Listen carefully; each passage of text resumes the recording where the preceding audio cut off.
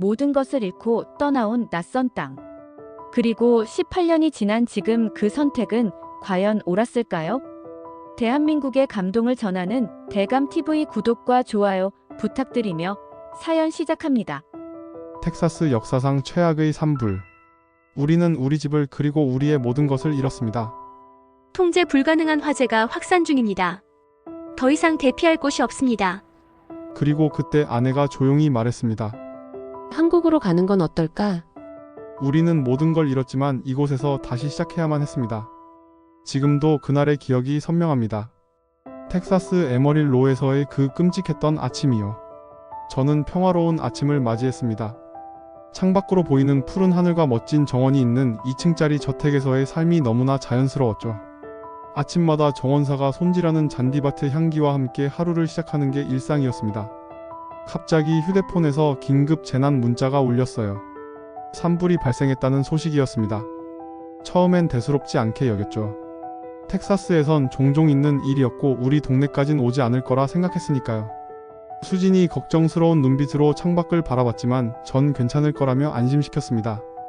하지만 상황은 순식간에 악화됐어요. 엘리엇, 이번엔 심각해 보여요. 수진이 창밖을 가리켰습니다. 검붉은 연기가 하늘을 뒤덮기 시작했죠. 바람이 거세게 불었고 불길은 상상을 초월할 정도로 빠르게 번져갔어요. 부모님 댁으로 전화를 걸었습니다. 토머스 아버지의 목소리가 떨렸어요. 엘리엇, 대피 명령이 내려졌다. 너희도 빨리 준비해라. 불길이 너무 빠르게 번지고 있어. 아버지의 떨리는 목소리에 가슴이 덜컥 내려앉았습니다. 수진과 함께 급하게 짐을 꾸렸어요. 중요한 서류들, 귀중품, 옷까지 몇 벌을 챙겼습니다. 창밖을 보니 이웃들이 하나 둘 떠나고 있었어요. 평소 한적하던 거리가 아수라장이 됐죠. 동네가 한꺼번에 화마에 휩싸일 거예요. 누군가의 절박한 외침이 들렸습니다. 옆집 브라운 가족이 짐을 싸서 떠나는 모습이 보였어요. 일주일 전만 해도 함께 바비큐 파티를 즐기던 이웃들의 얼굴에 공포감이 서려 있었습니다. 우리도 서둘러 부모님 댁으로 향했어요. 부모님 댁에 도착하니 마가렛 어머니가 현관에서 발을 동동 구르고 계셨습니다. 이렇게 갑자기 떠나다니. 우리 집은 어쩌지? 30년 동안 정성껏 가꾼 정원과 손수, 꾸민 저택을 떠나야 한다는 현실이 믿기지 않으셨나 봐요. 차에 타자마자 대피소를 향해 달렸습니다. 도로는 이미 대피하는 차들로 막혀 있었어요. 평소 15분이면 갈 거리를 1시간 넘게 달렸죠. 뒤돌아보니 우리 동네 방향에서 거대한 검은 연기가 치솟고 있었어요. 텍사스 역사상 최대 규모의 산불이 될 거래요. 라디오에서 뉴스가 흘러나왔습니다. 마가렛 어머니는 계속해서 사진첩을 붙잡고 계셨어요. 이것만이라도 가져와서 다행이야. 너희 아버지와 처음 이사 왔을 때부터 찍은 사진들이니. 어머니의 말씀에 모두가 말을 잃었습니다. 평생을 바쳐 이룬 모든 것이 한순간에 사라질 수도 있다는 두려움이 차 안을 가득 채웠어요. 대피소로 가는 길이 이렇게 길게 느껴진 적은 없었습니다. 토머스 아버지는 백미러로 집이 있는 방향을 계속 바라보셨어요. 30년이야. 그 집에서 산 게. 너희 어릴 때 추억이 모두 담긴 곳인데. 아버지의 떨리는 목소리에 가슴이 아팠습니다.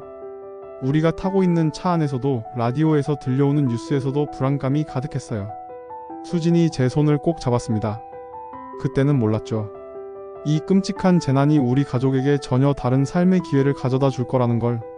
지금 서울에서 평화로운 일상을 보내고 있는 우리 가족을 생각하면 그날의 산불은 오히려 축복이었는지도 모르겠습니다. 대피소에서의 첫날 밤은 무척 길었습니다. 체육관을 개조한 임시 대피소는 수백 명의 이재민들로 가득했어요. 딱딱한 간이 침대에 몸을 맡긴 채 형광등 불빛 아래 천장만 바라보고 있었죠. 옆에서는 아이들이 울고 어른들은 한숨을 쉬며 보험사와 통화하느라 정신이 없었습니다. 토머스 아버지는 보험사와 통화하느라 이마에 주름이 깊게 패였어요.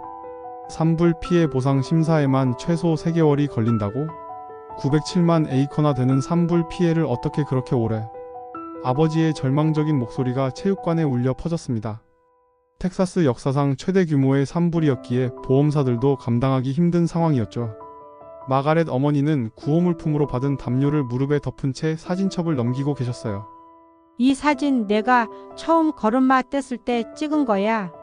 이건 내 고등학교 졸업식. 어머니의 눈가에 눈물이 고였습니다.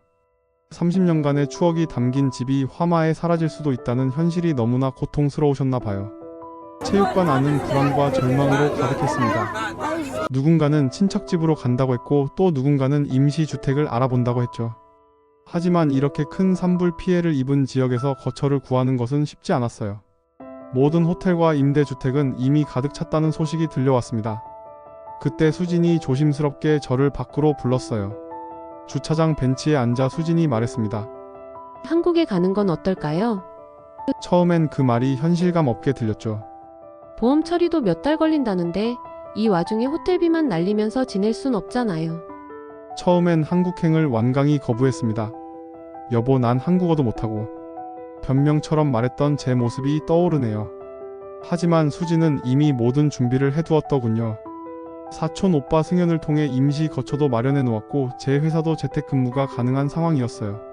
잠깐 있다가 오면 돼요. 보험 처리 끝날 때까지만. 수진의 말에 점점 설득되기 시작했습니다. 대피소에서의 불편한 생활을 생각하니 한국행이 갑자기 매력적인 대안으로 느껴지기 시작했어요. 결국 우리는 부모님께 한국행을 제안했습니다. 뭐? 한국이라고? 거기서 어떻게 살아? 토머스 아버지가 놀란 목소리로 물으셨어요. 아버지, 어머니도 함께 가시면 어떨까요? 승현 오빠가 큰 아파트를 구해놨대요. 부모님은 처음엔 강하게 반대하셨습니다. 하지만 대피소 생활이 길어질수록 그리고 보험 처리가 더딜수록 한국행이 현실적인 대안으로 다가왔어요. 특히 보험사에서 집 재건축에만 1년 이상 걸릴 거라는 답변을 받고 나서는 더욱 그랬죠. 그래, 어차피 당장은 갈 곳도 없고. 토머스 아버지의 한숨 섞인 수락이 아직도 귓가에 맴돕니다. 마가렛 어머니도 조용히 고개를 끄덕이셨어요. 그렇게 우리 가족의 한국행이 결정됐습니다. 그때는 몰랐죠. 이 결정이 우리 가족에게 얼마나 큰 축복이 될지. 임시 피난처로 생각했던 한국이 우리의 새로운 보금자리가 되리라고는 상상도 못했으니까요. 지금 생각해보면 그날의 화마는 우리를 더 나은 곳으로 인도하는 길잡이였는지도 모르겠습니다. 인천공항에 도착한 순간 제 눈앞에 펼쳐진 광경은 충격 그 자체였습니다. 이게 정말 한국이야? 토머스 아버지의 놀란 목소리가 귓가에 울렸죠. 우리가 상상했던 한국과는 전혀 다른 모습이었어요. TV에서 보던 낙후된 아시아의 모습은 찾아볼 수 없었습니다. 출국장을 빠져나오자 반듯하게 정돈된 공항 로비가 눈에 들어왔어요. 어머, 공항이 너무 멋있어요. 마가렛 어머니의 표정이 밝아졌습니다. 텍사스의 공항보다도 더 현대적이고 깨끗한 시설에 우리 모두 놀랐죠. 수지는 뿌듯한 표정으로 미소를 지었어요. 승현이 마중을 나와 있었습니다. 드디어 오셨네요. 피곤하시죠? 유창한 영어로 우리를 맞이하는 승현의 모습에 부모님이 한결 안심하는 듯 했어요. 저도 한국인은 영어를 잘 못할 거라는 편견이 있었는데 첫 인상부터 깨지기 시작했습니다. 공항에서 나와 고속도로에 올랐어요. 저기 보이는 건 인천대교입니다. 승현의 설명에 창밖을 바라봤죠. 웅장한 다리가 바다 위로 이어져 있었어요. 미국의 금문교만큼이나 멋있네. 토머스 아버지의 말씀에 승현이 웃으며 고개를 끄덕였습니다. 차량이 서울로 들어서면서 분위기가 달라졌어요. 높이 솟은 아파트들이 빽빽하게 들어서 있었습니다. 이렇게 건물이 많다니. 답답하지 않나요? 마가렛 어머니가 걱정스러운 목소리로 물었어요. 텍사스의 널찍한 주택가와는 너무나 다른 풍경이었죠. 도로는 미국보다 훨씬 좁았습니다. 이런 좁은 길에서 어떻게 운전하지? 제 말에 승현이 웃으며 대답했어요. 한국 사람들은 좁은 길에서도 능숙하게 운전한답니다. 걱정 마세요. 하지만 저는 여전히 불안했죠. 신호등 앞에서 멈췄을 때였어요. 옆 차선의 운전자가 경적을 크게 울렸습니다. 여기 사람들은 왜 이렇게 조급해요? 토머스 아버지가 인상을 찌푸렸죠. 빨리빨리 문하라고 해요. 나중엔 이해하실 거예요. 승현의 설명이 이어졌습니다. 강남 지역으로 들어서자 또 다른 풍경이 펼쳐졌어요. 현대적인 건물들과 화려한 간판들이 시선을 사로잡았습니다. 여기가 한국의 맨해튼이에요. 승현의 말에 부모님이 감탄사를 내뱉으셨죠. 생각보다 발전된 것 같아. 마가렛 어머니의 목소리에 놀라움이 묻어났어요. 차 안에서 바라보는 서울은 마치 미래 도시 같았습니다. 첨단 기술이 곳곳에 녹아 있었고 세련된 건물들이 하늘을 찔렀어요. 평소 아시아에 대한 고정관념을 가지고 있던 우리 가족에게는 신선한 충격이었죠. 곳곳에 보이는 편의점과 카페들, 24시간 불이 꺼지지 않는 도시의 활기가 낯설면서도 신기했어요. 텍사스의 여유로운 생활과는 완전히 달랐지만 이상하게도 거부감이 들지 않았습니다. 저기 우리가 살 아파트예요. 승현이 가리킨 곳을 보고 모두가 말을 잃었어요. 수십 층 높이의 아파트 단지였죠. 여기가 우리 집이라고? 토머스 아버지의 목소리가 떨렸습니다. 텍사스의 널찍한 저택과는 비교도 할 수 없이 다른 주거 형태였어요. 엘리베이터에 올라타면서 마가렛 어머니가 한숨을 쉬었습니다. 이렇게 높은 곳에서 살아본 적이 없는데. 수진이 어머니의 손을 잡았어요. 좋은 전망이 있다고요. 기대하세요. 처음 한국에 발을 디딘 그날 우리는 알게 모르게 새로운 삶의 시작점에 서 있었습니다. 낯선 환경에 대한 두려움도 있었지만 동시에 설렘도 있었어요. 이제 와서 생각해보면 그날의 모든 놀라움과 당황스러움이 우리 가족에게는 특별한 선물이 되었네요. 여기가 우리 집이라고? 토머스 아버지의 목소리가 떨렸던 그 순간이 생생해요. 아파트 현관문을 열자 30평대의 공간이 우리를 맞이했습니다. 텍사스의 널찍한 저택에서 살다가 갑자기 아파트 생활을 시작해야 한다는 건 우리 가족에겐 너무나 큰 변화였죠. 이게 다예요? 마가렛 어머니의 목소리에 실망감이 묻어났어요. 하지만 승현은 차분하게 설명했죠. 한국에서는 이 정도면 꽤 좋은 아파트입니다. 전망도 멋지고요. 창밖으로 보이는 서울의 야경은 정말 아름다웠어요. 저 멀리 남산타워가 보였고 반짝이는 도시의 불빛이 마치 별처럼 펼쳐져 있었죠. 첫 번째 시련은 디지털 도어락이었습니다. 비밀번호를 외워야 한다고요? 열쇠로 문을 여는 게 당연했던 우리에겐 낯선 시스템이었죠. 며칠 동안은 자주 비밀번호를 잊어서 당황했던 기억이 납니다. 또 비밀번호가 뭐였더라? 한밤중에 현관 앞에서 끙끙대던 모습이 지금은 웃음이 나네요. 욕실에서는 더 큰 충격이 기다리고 있었어요. 샤워 부스가 없다니. 마가렛 어머니는 한국식 욕실 문화에 적응하기 힘들어 하셨죠. 물이 사방으로 튀는 게 불편하다고 하셨어요. 처음으로 샤워를 하신 날 바닥이 흠뻑 젖어 한참을 닦으셨던 기억이 나네요. 온돌 문화는 또 다른 놀라움이었습니다. 바닥이 왜 이렇게 뜨거워요? 처음으로 온돌을 경험했을 때 토머스 아버지는 꽤 당황하셨죠. 주방도 우리를 당황하게 했습니다. 오븐이 없어요? 마가렛 어머니의 큰 걱정이었죠. 평생 오븐으로 요리하셨던 어머니에겐 큰 변화였어요. 추수감사절 칠면조는 어떻게 굽나 걱정하시다가 결국 한국식 장어구이로 대체하신 게 지금은 우리 가족의 새로운 전통이 됐답니다. 수납 공간의 부족은 늘 고민거리였어요. 옷장이 너무 작아. 텍사스에서 가져온 짐의 절반은 결국 베란다 창고에 쌓아둘 수밖에 없었죠. 하지만 그 과정에서 우리는 불필요한 물건들을 줄이고 더 단순하게 살아가는 법을 배웠어요. 화장실 슬리퍼 문화도 적응하기 힘들었습니다. 한 번은 토머스 아버지가 화장실 슬리퍼를 신고 마트에 가시려다가 수진이 겨우 말렸죠. 아버님, 그건 화장실에서만 신는 거예요. 결국 현관문 앞에서 한바탕 소동이 벌어졌어요. 분리수거는 또 다른 차원의 도전이었습니다. 플라스틱 캔 종이. 이렇게까지 해야 해? 쓰레기를 버리는 데만 30분이 걸렸죠. 처음에는 제대로 분리수거를 못해서 경비 아저씨께 호되게 혼나기도 했어요. 외국인이라고 봐드리는 건 첫 달까지예요. 세탁기도 문제였습니다. 한글로 된 버튼들을 하나도 알아볼 수 없어서 첫 세탁에서 흰 옷과 색깔, 옷을 분리하지 않았다가 토머스 아버지의 흰 셔츠가 분홍색으로 변해버렸죠. 내가 제일 좋아하는 셔츠였는데. 하지만 시간이 지날수록 이런 불편함들이 오히려 우리 가족을 더 가깝게 만들어 주었어요. 좁은 공간에서 서로를 배려하는 법을 배웠고 물질적인 풍요보다 더 중요한 것들이 있다는 걸 깨달았죠. 지금은 오히려 이런 아파트 생활이 더 편하게 느껴질 정도예요. 그때의 문화 충격은 우리 가족의 소중한 추억이 되었습니다. 처음에는 적응하기 힘들었던 것들이 이제는 우리의 일상이 되었고 오히려 한국식 주거 문화의 장점을 외국의 친구들에게 자랑하게 됐죠. 누가 알았을까요? 그 작은 아파트에서 시작된 변화가 우리 가족의 삶을 이토록 풍요롭게 만들어줄 줄은. 오늘은 뭘 먹을까요? 수진의 질문에 마가렛 어머니가 한숨을 쉬셨습니다. 텍사스에서 가져온 캔 음식으로 며칠을 버티다가 결국 승현의 제안으로 배달 음식을 시도하게 됐어요. 한국의 배달 문화를 경험해보세요. 승현이 스마트폰으로 음식을 주문하는 모습이 신기했습니다. 토머스 아버지는 걱정스러운 눈빛으로 물으셨죠. 배달 음식이 위생적으로 괜찮을까? 텍사스에서는 피자나 중국 음식 정도만 배달시켰던 우리에겐 생소한 문화였으니까요. 첫 번째로 시도한 음식은 삼계탕이었어요. 20분도 안 되어 도착한 음식에 우리 모두 놀랐습니다. 이렇게 빨리? 마가렛 어머니가 시계를 확인하셨죠.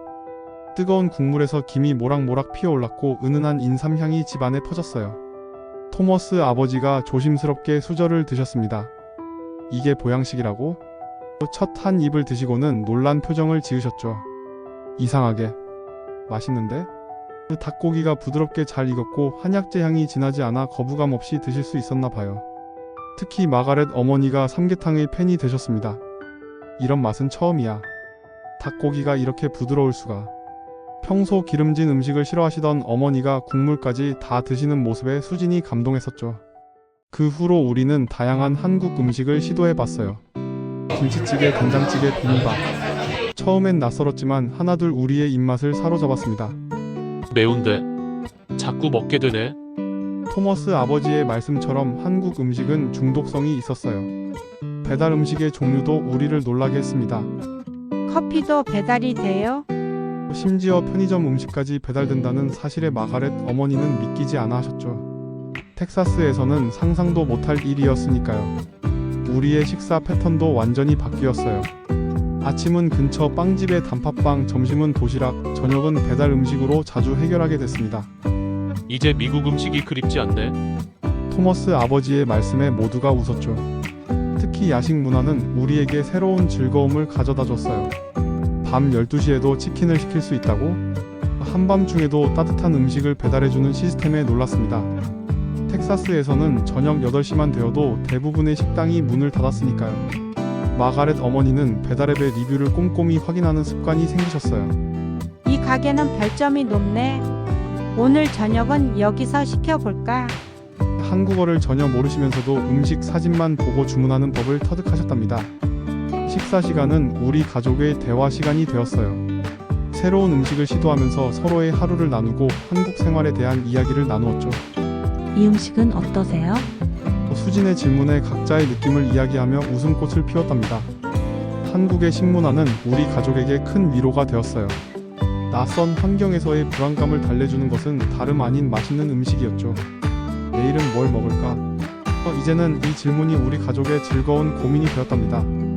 텍사스 바비큐를 즐기던 우리가 이제는 삼겹살을 더 좋아하게 될 줄은 꿈에도 몰랐어요. 처음에는 낯설었던 한국의 맛이 이제는 우리 가족의 새로운 추억이 되었습니다. 매일 저녁 식탁에서 나누는 이야기와 함께 우리는 조금씩 진정한 가족이 되어갔죠. 여보, 잠깐 산책할까요? 수진의 제안에 저는 고개를 끄덕였습니다. 한강공원으로 향하는 길, 토머스 아버지와 마가렛 어머니도 동행하셨죠. 승연히 한강의 야경은 세계 최고라고 자랑했던 게 생각났어요. 해가 저물기 시작하자 한강변이 조금씩 밝아지기 시작했습니다. 아이고 멋지구나. 마가렛 어머니가 탄성을 내뱉으셨어요. 강변을 따라 늘어선 고층 빌딩들의 불빛이 물에 반사되어 마치 별들이 춤추는 것 같았죠. 텍사스의 밤하늘과는 전혀 다른 광경이었습니다. 이렇게 늦은 시간인데 사람들이 많구나. 토머스 아버지가 놀란 목소리로 말씀하셨습니다. 밤 10시가 넘었는데도 조깅하는 사람들, 자전거를 타는 연인들, 돗자리에 앉아 치맥을 즐기는 젊은이들로 공원이 북적였어요. 미국이었으면 상상도 못할 일이에요. 제 말에 수진이 고개를 끄덕였습니다. 텍사스에서는 해가 지면 공원에 가는 것을 피했죠. 하지만 이곳은 달랐어요. 밝은 조명과 곳곳에 CCTV가 있고 순찰하는 안전 요원들이 안심을 주었습니다. 강변을 따라 천천히 걸으며 이야기를 나눴어요. 여기 사람들은 참 건강해 보여. 마가렛 어머니가 말씀하셨죠. 실제로 새벽부터 늦은 밤까지 운동하는 사람들을 쉽게 볼 수 있었습니다. 공원 한편에서는 야외 운동기구로 운동하는 어르신들도 보였어요. 잠시 벤치에 앉아 야경을 감상했어요. 이렇게 깨끗한 도시는 처음이야. 토머스 아버지의 말씀에 고개를 끄덕였습니다. 쓰레기 하나 없는 공원, 정돈된 자전거 도로, 깔끔한 화장실까지 모든 것이 깨끗하게 관리되고 있었죠. 강변 카페에서 커피를 마시며 수진이 말했어요. 여기 오면 늘 마음이 편해져요. 저도 같은 기분이었습니다. 시원한 강바람과 아름다운 야경은 우리의 지친 마음을 달래주는 것 같았죠. 텍사스에서의 상처가 조금씩 아물어가는 듯 했어요. 저기 배도 다니네. 유람선이 불빛을 밝히며 지나갔어요. 마가렛 어머니의 눈이 반짝였습니다. 다음에는 저걸 타보면 어떨까? 처음으로 어머니가 한국에서의 새로운 경험을 제안하셨죠. 평소 새로운 것을 시도하기 꺼리시던 어머니의 모습이 달라져 있었어요. 밤이 깊어갈수록 도시의 불빛은 더욱 화려해졌어요. 이런 게 도시의 삶이구나. 토머스 아버지가 감탄하셨습니다. 텍사스의 한적한 교회와는 완전히 다른 분위기였지만 이상하게도 불편하지 않았죠. 오히려 활기찬 도시의 에너지가 우리를 살아있게 만드는 것 같았어요. 돌아가는 길에 편의점에 들렀어요. 이렇게 늦은 시간에도 문을 연다며 마가렛 어머니가 놀라셨죠. 24시간 운영되는 편의점, 늦은 밤까지 운행하는 대중교통, 잠들지 않는 도시의 편리함을 실감했습니다. 집으로 돌아오는 길 승연에게 전화가 왔어요. 한강 야경은 어떠세요? 토머스 아버지가 먼저 대답하셨습니다. 정말 아름답더군. 내일도 가고 싶은걸. 승연의 웃음소리가 전화기 너머로 들렸죠. 아파트에 도착해 창밖으로 보이는 서울의 야경을 바라보며 생각했습니다. 이제 이 도시가 낯설게 느껴지지 않았어요. 오히려 활기찬 에너지와 편리한 시스템, 안전한 환경이 우리를 사로잡았죠. 텍사스의 평화로운 교회 생활도 좋았지만 서울의 역동적인 도시 생활도 나쁘지 않았습니다. 그날 밤 우리 가족은 처음으로 한국에서의 삶이 나쁘지 않을 수도 있다고 생각했어요. 안전하고 깨끗하고 편리한 이곳에서 우리도 충분히 적응할 수 있을 것 같았죠. 산불로 모든 것을 잃은 줄 알았는데 어쩌면 우리는 새로운 것을 찾은 걸지도 모르겠어요. 여보, 텍사스 뉴스 보셨어요? 수진이 휴대폰을 보여주며 말했습니다. 서울 면적의 7배나 되는 규모의 산불이 텍사스를 덮쳤다는 소식이었어요. 화면을 가득 채운 거대한 검은 연기를 보는 순간 18년 전 우리가 겪었던 기억이 물밀듯이 밀려왔습니다. 이번엔 더 큰 규모네요. 토머스 아버지가 뉴스를 보시며 한숨을 쉬셨습니다. CNN 뉴스에서는 불길이 전혀 잡히지 않고 있다고 보도하고 있었죠. 우리가 살던 에머릴로 지역도 다시 한번 위험에 처했다는 소식이었어요. 아버님, 동생, 제임스 가족은 연락 왔어요? 수진의 물음에 토머스 아버지가 고개를 끄덕이셨습니다. 방금 통화했어. 다행히 그쪽은 안전하대. 하지만 이웃 도시들이 모두 대피 명령을 받았다더군. 아직도 텍사스에 살고 있는 친척들 소식에 우리 모두 안도의 한숨을 쉬었어요. 작년에 새집 지었다던 제임스 삼촌네. 하나가 걱정스러운 눈빛으로 말했습니다. 대학생이 된 우리 딸은 이제 한국말이 더 편하지만 아직도 텍사스에 있는 사촌들과 SNS로 자주 연락을 주고받아요. 한강이 내려다 보이는 우리 아파트 창가에 서서 생각에 잠겼어요. 18년 전 우리도 저렇게 모든 것을 잃고 새로운 시작을 해야 했죠. 당시에는 얼마나 막막했었는지. 하지만 그 시작이 이렇게 행복한 결말로 이어질 줄은 몰랐습니다. 마가렛 어머니는 평소와 달리 한글 학습 모임에도 가지 않으시고 하루 종일 뉴스만 보고 계셨어요. 저 산불 우리 집을 삼켰던 것보다 더 크대. 어머니의 떨리는 목소리에서 옛 기억의 아픔이 느껴졌습니다. 토머스 아버지는 평소처럼 아침 산책을 다녀오셨지만 커피 잔을 들고 계시는 손이 미세하게 떨리는 게 보였어요. 제임스가 그러는데 우리가 살던 동네 근처도 위험하대. 아버지의 말씀에 우리 모두 말을 잃었습니다. 저는 회사에서도 일에 집중할 수가 없었어요. 컴퓨터 화면을 바라보며 자꾸만 그때의 기억이 떠올랐죠. 거대한 불길이 다가오던 순간, 급하게 짐을 챙기던 순간, 대피소에서의 불안한 시간들. 하지만 지금 생각하면 그 시련이 우리를 더 단단하게 만들어준 것 같아요. 엄마, 나 친구들이랑 저녁 먹고 올게요. 하나의 말에 수진이 고개를 끄덕였습니다. 우리 딸은 이제 완벽한 서울 사람이 되었어요. 한국에서 자란 하나에게 텍사스는 그저 어릴 적 희미한 기억일 뿐이겠죠. 저녁이 되자 수진이 식탁을 차렸어요. 된장찌개와 반찬들이 놓인 식탁에 가족이 모였습니다. 18년 전 처음 이 음식들을 접했을 때가 떠올랐어요. 그때는 이렇게 익숙해질 줄 몰랐는데. 그때 한국에 오기로 한 게 정말 다행이에요. 수진의 말에 우리 모두 동의했어요. 재난이 새로운 기회가 되리라고는 생각도 못했는데 지금은 그 선택이 최고의 결정이었다고 확신합니다. 창밖으로 서울의 밤거리가 반짝였습니다. 18년 전의 불길은 우리를 이 반짝이는 도시로 인도했고 이제는 이곳이 우리의 영원한 집이 되었네요. 텍사스의 하늘을 뒤덮은 검은 연기 사진을 보며 문득 운명이란 게 참 신기하단 생각이 들었어요. 여보, 우리 정말 잘 살고 있죠? 수진의 말에 저는 따뜻한 미소로 답했습니다. 그날의 산불이 아니었다면 지금의 이 평화로운 저녁도 이 행복한 가족의 모습도 없었을 테니까요.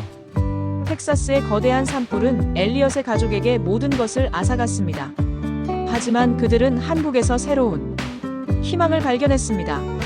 낯선 문화와 언어의 벽을 넘어 이제는 된장찌개가 더 친숙해진 그들의 이야기. 재난은 순간이었지만 그들이 발견한 새로운 삶의 가치는 영원했습니다. 18년이 지난 지금 엘리엇의 가족은 한강의 야경이 내려다보이는 아파트에서 평화로운 일상을 보내고 있습니다. 때로는 아픔이 축복이 되기도 합니다. 산불이 삼켜버린 텍사스의 저택 대신 그들은 더 소중한 것을 얻었습니다. 바로 서로를 더 깊이 이해하게 된 가족의 사랑입니다. 이들의 이야기는 우리에게 말합니다. 인생은 예측할 수 없지만 그 속에서 피어나는 희망의 꽃은 더욱 아름답다고. 여러분의 마음에 따뜻한 감동을 전해드린 대감TV였습니다. 영상이 마음에 드셨다면 구독, 좋아요, 알림 설정으로 함께해주세요. 여러분의 응원이 더 좋은 콘텐츠를 만드는 힘이 됩니다. 감사합니다.